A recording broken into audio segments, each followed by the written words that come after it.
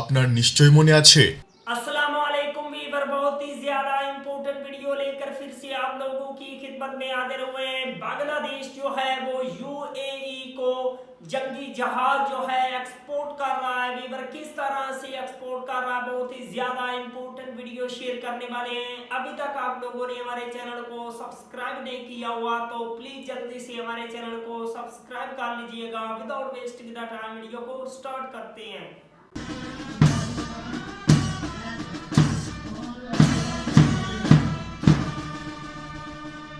আপনার নিশ্চয়ই মনে আছে এমভি দরিয়া অফশোর পেট্রোল ভেসেলের কথা, যা বাংলাদেশের ওয়েস্টার্ন মেরিন শিপইয়ার্ড কোম্পানি আফ্রিকার দেশ কেনিয়ার কাছে বিক্রি করেছিল।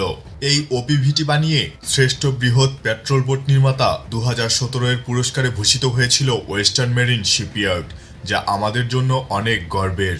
বাংলাদেশের জাহাজ নির্মাণ খাতকে সম্ভাবনাময় মনে করায় 2000 সালে জাহাজ নির্মাণ শিল্পে প্রবেশ করে চট্টগ্রাম ওয়েস্টার্ন মেরিন শিপইয়ার্ড। গত 2 দশকে প্রতিষ্ঠানটি বিভিন্ন ধরনের 150টিরও বেশি জাহাজ নির্মাণ করেছে। 2010 থেকে 2017 সালের মধ্যে মোট 31টি জাহাজ রপ্তানি করে ওয়েস্টার্ন মেরিন শিপইয়ার্ড। একই সময়ে দেশি ক্রেতাদের জন্য কন্টেইনার জাহাজ, অয়েল ট্যাঙ্কার, টাগবোট সহ 50টি জলযান তৈরি করে প্রতিষ্ঠানটি।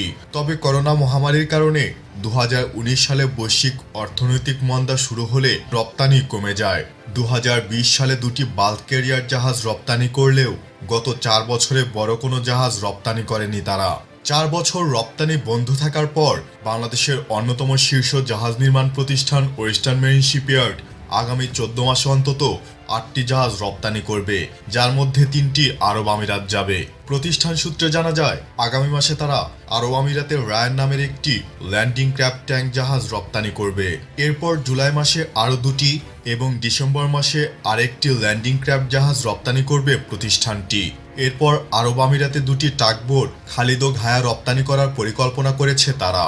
এছাড়া বাংলাদেশের অভ্যন্তরীণ নৌ পরিবহন কর্পোরেশন বিআইডব্লিউটি এর কাছে 2টি যাত্রীবাহী জাহাজ এমভি রূপসা এবং এমভি সুগন্ধা হস্তান্তর করবে ওয়েস্টার্ন মেরিন শিপইয়ার্ড। পরবর্তীতে 2026 সালে ফেব্রুয়ারি মাসে 2টি অয়েল ট্যাঙ্কার জাহাজ রপ্তানি করা হবে। ক্রেতা প্রতিষ্ঠানের কাছ থেকে ক্রয় আদেশ পেয়ে ইতিমধ্যে জাহাজ নির্মাণের কাজ শুরু করেছে প্রতিষ্ঠানটি। ক্রমেই জাহাজ নির্মাণ শিল্পে আমরা এগিয়ে যাচ্ছি। সরকারি সহযোগিতা পেলে এই এগিয়ে যাওয়া অব্যাহত থাকবে ইনশাআল্লাহ।